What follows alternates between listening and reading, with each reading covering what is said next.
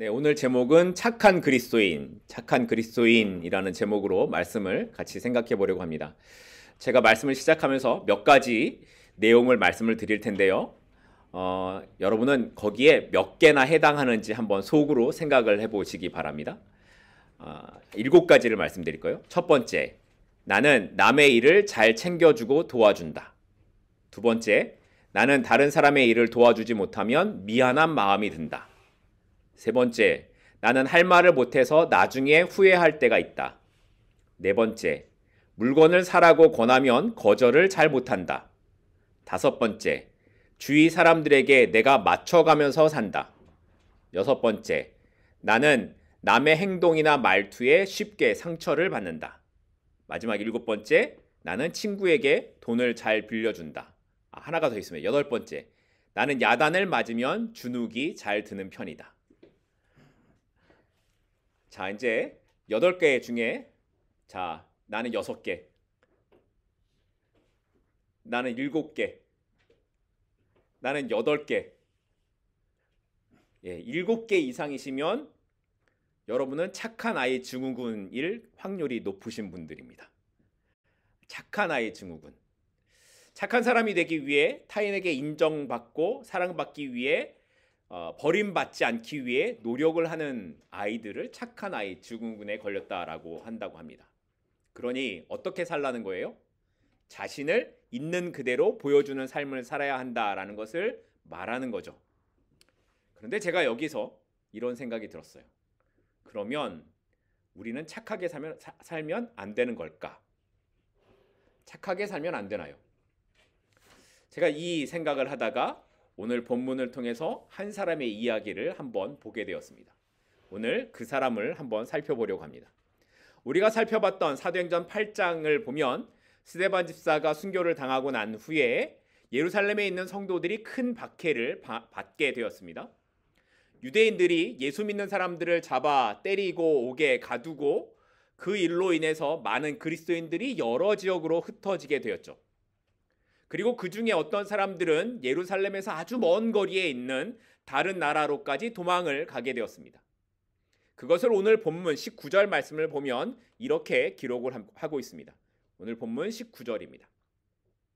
그때 스데반의 일로 일어난 환란으로 말미암아 흩어진 자들이 베니게와 구브로와 안디옥까지 이르러 유대인에게만 말씀을 전했다.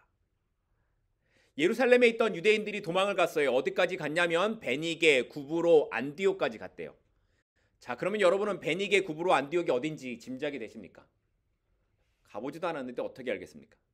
베니게는 이스라엘 북서쪽으로 한참 올라가면 지중해 연안을 따라서 있는 도시입니다.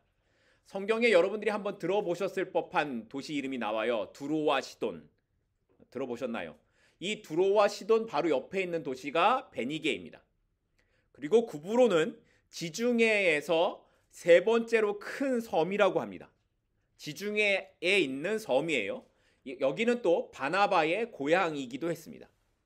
그리고 마지막으로 안디옥은 예루살렘에서부터 북쪽으로 약 300마일 정도 떨어진 도시로 당시 시리아의 수도였는데 당시에 페르시아, 인도, 심지어 중국에서 온 사람들이 살았을 정도로 다양한 사람들이 살고 있는 무역의 중심지가 어디라고요? 안디옥이었습니다. 안디옥은 지금은 터키에 속해 있는 도시인데 지금도 인구가 한 30만 명 살고 있는 작지 않은 도시라고 합니다. 그런데 2000년 전에는 몇 명이나 살았을까요? 이 도시에 50만 명 정도가 살았다고 합니다. 그래서 로마 제국 안에서도 세 번째로 큰 도시가 안디옥이었다고 합니다. 그런데 이렇게 큰 도시 안디옥에 교회가 세워졌습니다. 이곳에 복음을 전한 그리스도인들은 비록 환란을 피해서 도망 나온 이민자 신세이기는 했지만 그들은 자신이 머무는 곳에서 할 수 있는 대로 복음을 전했습니다. 하지만 초기에 안디옥에 복음을 전했던 유대인들은 앞서서 우리가 살펴봤던 베드로나 또 예루살렘의 유대 그리스도인들처럼 복음을 전하는 대상을 누구로 한정했을까요? 유대인으로만 한정을 해서 복음을 전했습니다. 그들 역시 복음은 누구의 것이라고 생각했습니까? 유대인의 것이라고만 생각했기 때문이었습니다. 하나님의 구원과 역사가 이방인들에게 나타날 수 없다라는 생각이 심지어 자신들이 어디에 와서 살면서 이방 나라에 와서 살면서도 달라지지 않는 겁니다.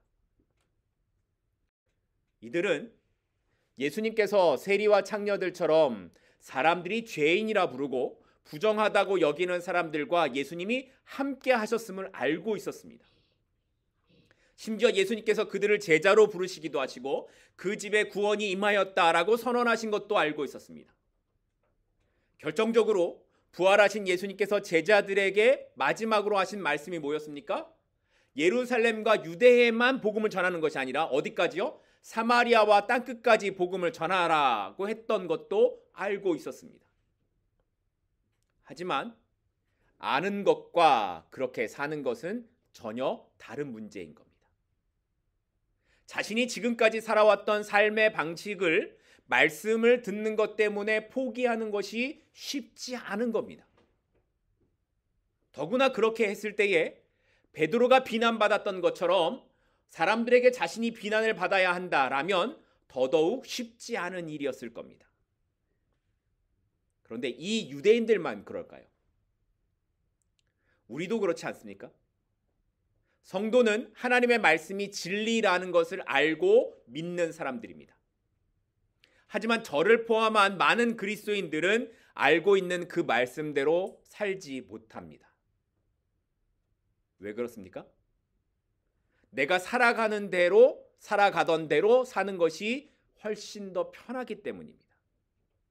더구나 말씀대로 살았을 때에 내가 잃게 되는 것이 있다면, 또 손해를 보는 것이 있다면 더 염려하고 걱정하는 마음이 들 수밖에 없기 때문입니다. 그래서 믿음은 용기입니다. 설사 말씀대로 살려고 할 때 내가 불편해지고 손해를 보기도 하고 사람들에게 비난을 당한다고 해도 말씀에 용기를 내어서 그렇게 해보는 것이 믿음으로 사는 삶이라는 겁니다. 그리고 이 용기를 내는 사람이 하나님의 말씀을 믿고 살아갈 수 있는 사람이라고 말씀하고 있는 겁니다. 이렇게 안디옥에서 그런데 이방인 외국인들에게 복음을 전하지 못하고 있던 유대인들 사이에 그때에 이들과 다른 몇 명의 사람들이 등장을 하게 됩니다. 오늘 본문 20절입니다. 그 중에 구브로와 구레네 몇 사람이 안디옥에 이르러 헬라인에게도 말하여 주 예수를 전파하니. 몇 사람이래요. 많은 사람이 아니라 몇 사람이 안디옥에 와서 복음을 전했는데 이들이 복음을 전한 대상이 누구라고요? 헬라인이었습니다. 여기 헬라인이란 말은 안디옥에 살고 있던 이방인들을 가리키는 겁니다. 이렇게 이름도 밝혀지지 않는 몇 명의 성도들이 안디옥에 있는 이방인들에게 복음을 전했고 그들을 통해 안디옥에 드디어 교회가 세워지게 된 겁니다. 그리고 이 안디옥 교회를 통해서 사도 바울이 선교사로 파송을 받고요. 그 사도 바울로 인해 이방인들에게 복음이 전해지는 사도 바울의 선교 활동이 시작되게 되었습니다. 그러니까 사도 바울이 어디서 나온 거예요? 안디옥 교회에서부터 시작이 된 겁니다. 교회 선교 역사에서 가장 중요했던 그 사도 바울의 일들이 이름도 빛도 없이 평범했던 몇 명의 성도들에게서 시작되었던 겁니다. 정작 예수님의 말씀을 들었던 사도들이나 부활을 목격한 제자들이 아니라 이름도 알려지지 않은 몇 명의 사람들을 통해 땅끝까지 증인이 되는 그 주님의 말씀이 이루어지기 시작했던 겁니다. 그렇게 보면 이 몇 명의 사람들은 사도들보다 훨씬 더 큰 일을 시작했던 겁니다.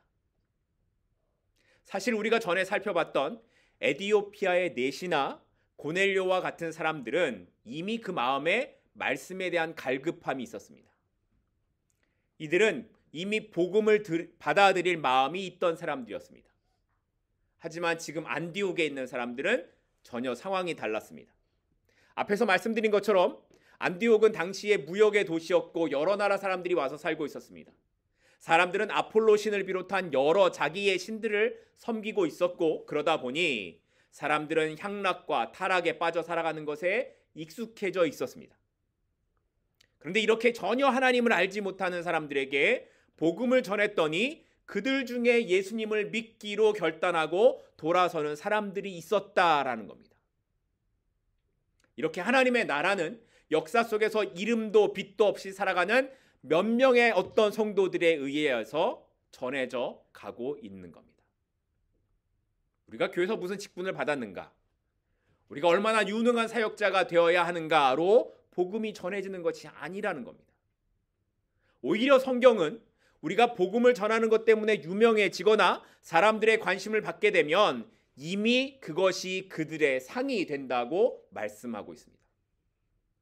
반대로 이 땅에서 주의 이름을 위해 살았음에도, 주의 이름으로 고난의 길을 갔음에도 인정을 받지 못하거나 상을 받지 못한 사람들은 하늘에 우리의 상이 준비되어 있다고 말씀하고 있습니다.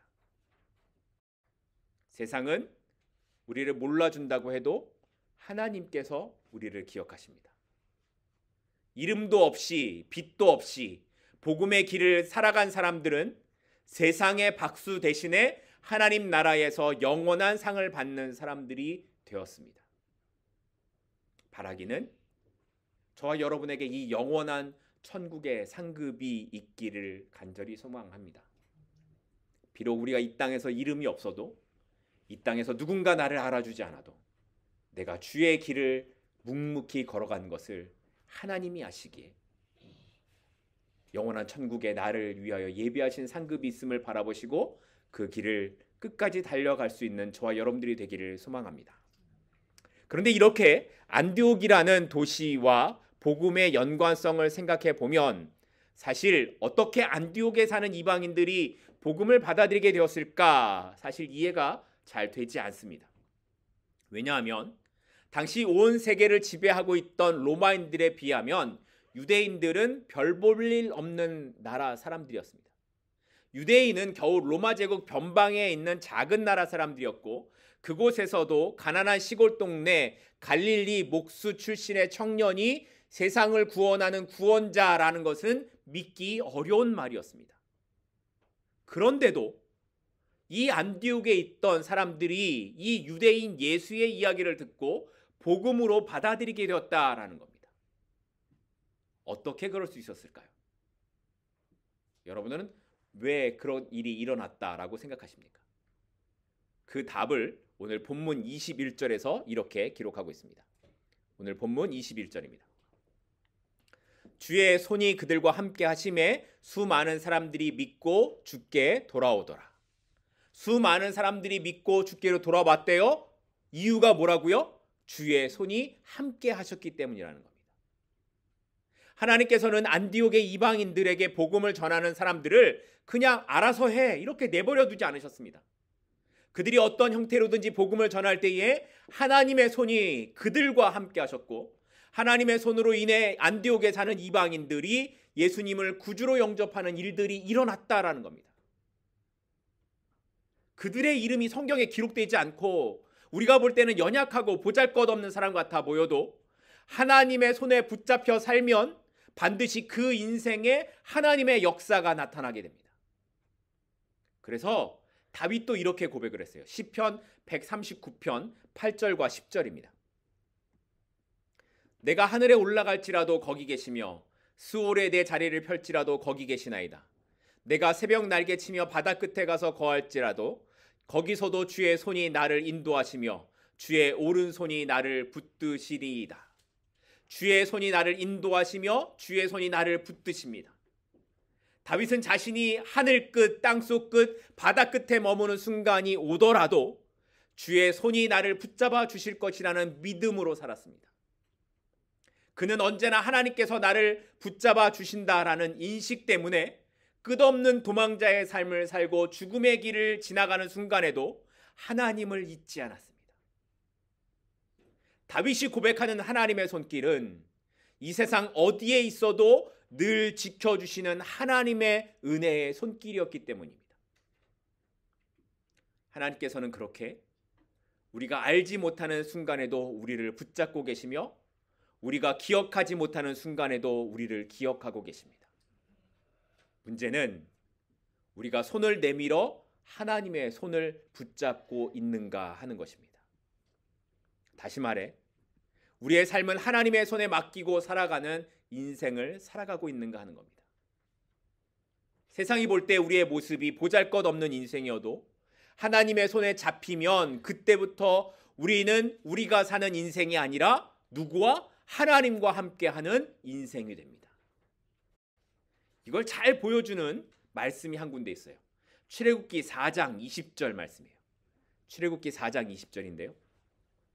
모세가 그의 아내와 아들을 나귀에 태우고 애굽으로 돌아가는데 모세가 하나님의 지팡이를 손에 잡았더라. 이 장면은 모세가 이제 하나님의 부르심을 받은 후에 애굽으로 향해 가던 그 모습을 기록하는 말씀입니다. 그런데 이 말씀을 보니까 여기에 모세가 잡은 지팡이를 뭐라고 표현하고 있어요? 하나님의 지팡이라고 표현하고 있어요.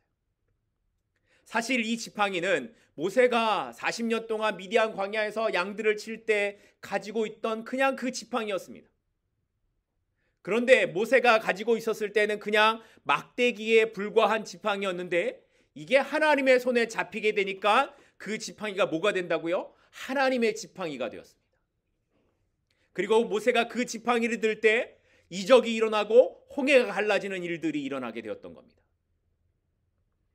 이렇게 우리가 하나님의 손에 잡혀 살게 되면 그때부터 우리는 하나님의 사람이 되게 됩니다. 그리고 하나님의 사람이 되면, 하나님께 잡힌 인생이 되면 우리는 전능하신 하나님의 손이 함께 하시는 인생을 살아가게 됨을 기억하시기 바랍니다. 그러니까 성도는 나에게 보이는 뭔가를 잡으려고 쫓아가는 인생이 아닙니다. 성도는 내가 지금 하나님께 잡혀 있는가를 확인하는 인생이라는 겁니다. 하나님께서 우리를 붙잡고 계신다라는 것을 믿으십니까? 여러분은 정말 하나님의 손에 붙잡혀 살아가고 있음을 고백하십니까? 이 믿음으로, 이 고백으로 오늘을 살아갈 수 있는 저와 여러분이 되기를 간절히 소망합니다.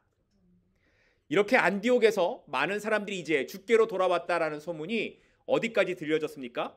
예루살렘에 있는 사도들에게까지 들려졌습니다. 그러자 이제 예루살렘 교회에서 바나바를 안디옥에 보내서 안디옥 교회를 잘 세우도록 그렇게 합니다. 오늘 본문 22절, 23절입니다. 예루살렘 교회가 이 사람들의 소문을 듣고 바나바를 안디옥까지 보내니 그가 이르러 하나님의 은혜를 보고 기뻐하여 모든 사람에게 굳건한 마음으로 주와 함께 머물러 있으라 권하니. 바나바가 안디옥 교회에 오자마자 그들에게 임한 하나님의 은혜를 보고 기뻐했다라고 기록합니다. 기뻐했어요. 그런데 여러분 생각을 한번 해보세요. 엄밀히 말해서 이제 막 세워진 안디옥 교회가 뭐 얼마나 정리가 되고 얼마나 신앙이 갖춰졌겠습니까? 얼마나 교회다운 모습을 갖추고 있었겠습니까?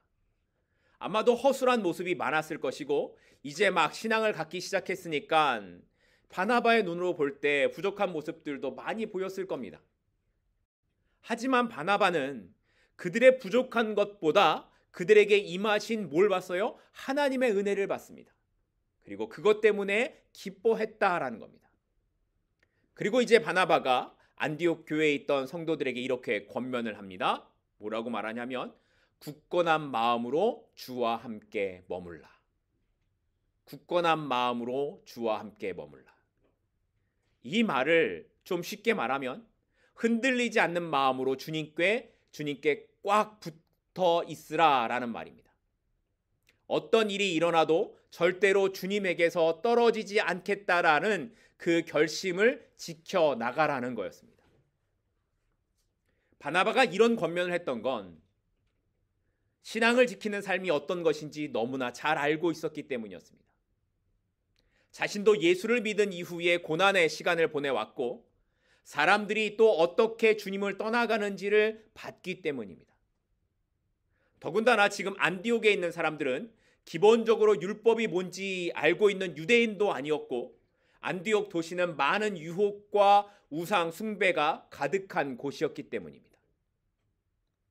이런 곳에서 살다 보면 얼마든지 신앙이 흔들릴 만한 일들이 일어나기가 쉽습니다. 얼마든지 자신의 욕망을 따라가기가 쉽고 신앙보다 쉬운 삶을 선택하기가 쉽기 때문입니다. 마치 지금 우리가 살아가는 인생과 같습니다. 그래서 바나바가 안디옥 교인들에게 했던 말이 굳건한 마음으로 주님과 함께 살아가라 라는 거였습니다. 바나바는 오늘 우리에게도 동일하게 말씀하고 있습니다. 굳건한 마음으로 주님과 함께 살아가라. 이 권면이 오늘 저와 여러분에게 들려지는 하나님의 음성이 되기를 바랍니다. 여러분의 마음을 하나님께 굳게 지키십시다. 그리고 여러분의 삶을 주님과 함께 살아가십시다. 신앙에서 멀어지기 쉬운 삶을 선택하지 말고 주님께 여러분의 인생을 꽉 묶고 그렇게 함께 주님과 동행하는 저와 여러분이 되기를 소망합니다. 그런데 이렇게 바나바가 안디옥에 와서 사역을 시작하게 되자 많은 사람들이 이제 주께로 더 돌아오기 시작을 합니다. 그리고 바나바는 갈수록 커져가는 이 교회를 혼자 감당할 수가 없었습니다. 그래서 그때 바나바에게 떠오른 한 사람이 있었습니다. 누구냐면 바로 사도 바울이었습니다. 오늘 본문 25절, 26절입니다.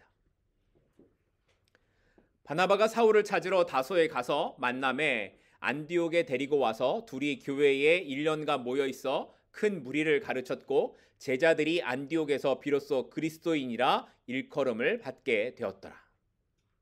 본문을 보면 바나바가 사울을 찾으러 다소에 갔다. 이게 끝이지만 이렇게 짧게 기록하고 있지만 사실 다소라는 도시가 작은 도시가 아니었으니까 바울을 찾는 것도 쉽지 않았을 겁니다.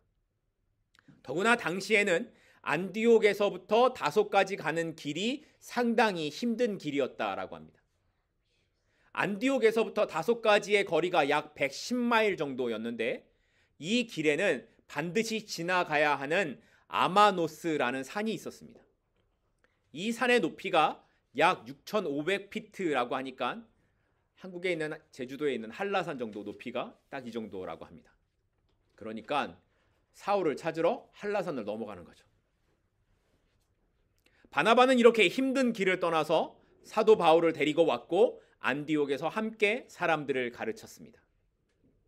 그러면 왜 굳이 이렇게 힘든 길을 가서 사도 바울을 데리고 왔을까요? 성경에서는 왜 바나바가 바울을 데리고 왔는지에 대해 알려주고 있지 않지만 이미 바나바는 바울이 어떤 사람인지 알고 있었기 때문이었을 것이다 추측할 수 있습니다. 바울이 회심한 이후에 예루살렘을 방문하려고 했었죠. 그때에 예루살렘에 있던 성도들은 이 바울을 믿지 못했습니다. 그러자 그때 바울을 보증하고 나선 사람이 누구예요? 바나바였습니다. 바나바는 이때부터 바울에 대한 믿음이 있었던 겁니다. 바나바가 알고 있던 바울은 당시 가말리엘이라는 뛰어난 랍비 밑에서 바울이 학문을 배웠기에 율법에 대한 지식도 뛰어날 것이다 생각을 했고 또 다메섹까지 쫓아갈 정도로 열심히 대단한 사람이라는 것도 알았고 예수 그리스도를 경험한 신비한 체험도 있다라는 점에서 바울이면 이 안디옥 교회에 꼭 필요하다라고 생각했던 것 같습니다. 하지만 이렇게 바울이 안디옥 교회에 와서 성도들을 가르치게 되면 교회 내에서 바나바의 영향력이 늘어날까요? 줄어들까요? 줄어들겠죠. 자신의 영향력이 줄어드는 것이 뻔히 보이는 상황입니다. 그리고 실제로 이후에 선교를 갔을 때를 보면 사울이 이제는 바나바보다 앞서서 등장하게 되는 것도 볼 수 있습니다. 그럼에도 바나바는 자신이 이렇게 되는 것이 중요하지 않았습니다. 바울이 교회 역사에 나타나도록 도와주고 자신은 돕는 조력자가 되는 것을 기꺼이 감당해 갔습니다. 보통 사람들은 자신이 묻히는 것 이거 별로 좋아하지 않습니다. 더군다나 리더로 살아가던 사람들은 이 일들을 참 참기 힘들어합니다. 그래서 목사님들이 자신보다 설교를 잘하는 부목사는 어떻게든지 트집을 잡거나 아예 설교 시간을 주지 않는다는 일이 허다합니다. 그런데 바나바는 자신이 안디옥 교회의 기초를 다지고 교회가 커진 공이 자신에게 있었음에도 기꺼이 바울에게 먼저 되는 위치를 넘기고 자신은 뒤로 물러나도 좋다는 생각을 했던 겁니다. 마치 자신에게 붙여진 이름처럼 사람들을 세우고 위로하는 일을 기꺼이 감당했던 겁니다. 이건 그의 겸손함 때문이기도 했겠지만 그가 하나님 나라를 바라보는 시야가 어떠했는지를 알 수 있는 모습이기도 합니다. 바나바는 안디옥 교회, 이 작은 단위로서의 교회를 보지 않고 모든 교회의 주인이 누구신가를 보고 있었던 겁니다. 그래서 그는 누구든지 세워주고 그에게 사역의 자리를 열어주는 것에 주저하지 않았습니다. 그는 내가 당연히 요구할 수 있는 것을 내세우지 않고 하나님의 나라를 먼저 생각하며 살아갔습니다. 그리고 성경은 이런 바나바의 모습을 오늘 본문에서 이렇게 기록을 하고 있습니다. 24절 말씀입니다. 24절입니다. 바나바는 착한 사람이요 성령과 믿음이 충만한 사람이라 이에 큰 무리가 주께 더하여지더라. 바나바는 어떤 사람이라고요? 착한 사람이라고요. 요즘 세상에서는 착하면 손해볼 수밖에 없다라고 말하죠. 착하면 사람 좋다는 소리를 들을지는 몰라도 사는 건 힘들 거라고 이야기를 합니다. 그래서 세상에서는 착한 사람보다 능력 있는 사람이 뛰어나 보이는 게 사실입니다. 그러면 교회 안에서는 어떨까요? 본문에 기록된 착하다라는 단어가 헬라어로는 아가도스인데 이 뜻은 선한 마음을 갖고 태어난 이런 뜻을 갖고 있습니다. 그러니까 우리가 생각하는 착함, 그 이상의 마음, 선함이 바나바에게 있었다라는 겁니다. 착하다라는 것이 선하다라는 의미라면 우리는 조금 더 생각을 달리 할 수 있습니다. 하나님께서 세상을 창조하신 이후에 각 날마다 끝날 때 뭐라고 끝났습니까? 하나님 보시기에 좋았더라. 그런데 이때 좋았다라는 단어가 선하다라는 뜻입니다. 또 시편에 보면 여호와께서 죄인을 부르시는 것이 여호와의 선하심 때문이라고 기록을 하고 있습니다. 이렇게 선함이란 하나님께서 우리를 대하시는 가장 좋은 은혜와 사랑의 모습이십니다. 그리고 그 선하심의 가장 완성된 표현이 십자가의 사랑이셨습니다. 그런데도 하나님을 믿는 그리스도인들은 더 이상 선하게 사는 것을 원치 않습니다. 선하게 살면 손해를 보고 선하게 살면 참아야 하고 선하게 살면 세상에서 돋보이지 않을 것을 알기 때문입니다. 그래서 예수를 믿는다고 하면서도 우리는 똑같이 합니다. 눈에는 눈, 이에는 이. 그런 삶을 살아갑니다. 성령과 믿음이 충만한 삶을 살기를 원한다고 하지만 착함은 버리고 살아가는 그 모습이 오늘 우리에게 있습니다. 아니, 저에게 있습니다. 순간순간 나오는 저의 선하지 않은 본성들을 보게 됩니다. 그런데 하나님의 선하심이 아니었다면, 허물과 죄로 가득했던 나를 보시고도 하나님의 선하심으로 나를 부르시는 그 은혜가 아니었다면 저는 하나님의 기뻐하심을 입은 사람이 될 수 없었을 겁니다. 우리가 고생을 다 하고 수고를 다 한 후에도 선한 마음을 끝까지 가져가야 하는 이유가 여기에 있습니다. 사람으로 인해 상처를 받고 낙심되는 일을 만나도 내 안에 하나님께서 주시는 선한 마음이 나를 지켜가시도록 우리가 기도하며 나아가야 되지 않겠습니까? 우리의 믿음과 성령이 충만한 삶은 그래서 바로 이 선한 마음을 지키며 살아가는 것입니다. 그때 사람들이 우리를 향해 뭐라고 말하냐면 오늘 말씀에 있는 것처럼 그리스도인이라고 부르게 된다라는 겁니다. 26절 마지막을 보면 안디옥에서 비로소 그리스도인이라 일컬음을 받게 되었다라고 기록을 합니다. 여기 비로소라는 말이 원어로 보면 처음으로라는 뜻입니다. 그러니까 안디옥에 사는 사람들이 예수님을 믿는 그 모습을 보고 사람들이 저들이 그리스도인이야 이렇게 말을 한 겁니다. 왜냐하면 그들의 삶이 자신들과 달랐기 때문이었습니다. 여기 그리스도인이라는 단어가 원어로 보면 크리스티아노스인데, 이 단어는 크리스티, 이 그리스도라는 뜻의 어디에 속하다라는 그 헬라어 아누스가 합쳐진 말입니다. 그러니까 그리스도인은 그리스도에게 속하다, 이런 뜻이 있는 겁니다. 그리스도인, 영어로 크리스찬이죠. 그리스도에게 속한 사람들입니다. 자신과 똑같은 삶의 기준으로 살던 사람들이 예수를 믿었더니 달라지기 시작했습니다.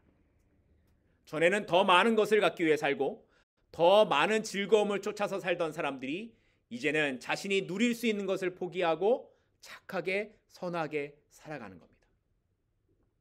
그냥 단순히 자기들과 다른 신을 믿었기 때문에 그들을 그리스도인이라고 부르는 것이 아니라 여기에는 자신들과 다른 삶의 모습이 분명히 보였기 때문에 그들을 향해 그리스도에게 속한 사람들이라고 불렀던 겁니다. 이제 말씀을 맺으려고 합니다. 그렇다면 이제 우리 각자에게 질문을 해야 합니다. 나는 정말 그리스도에게 속한 사람이 맞습니까? 예수님만을 꽉 붙잡고 그의 선하심을 따라 살아가는 그리스도인이 맞습니까? 바라기는 우리의 남은 날 동안 이 질문과 함께 살아가기를 소망합니다. 나는 그리스도인이 맞는가? 나는 그리스도에게 속한 사람이 맞는가? 그래서 주님 앞에 서는 그날에 주께서 우리를 보시고 너의 많은 날이 나에게 속한 삶이었다고 그렇게 인정받을 수 있는 저와 여러분이 될 수 있기를 간절히 소망합니다. 기도하겠습니다.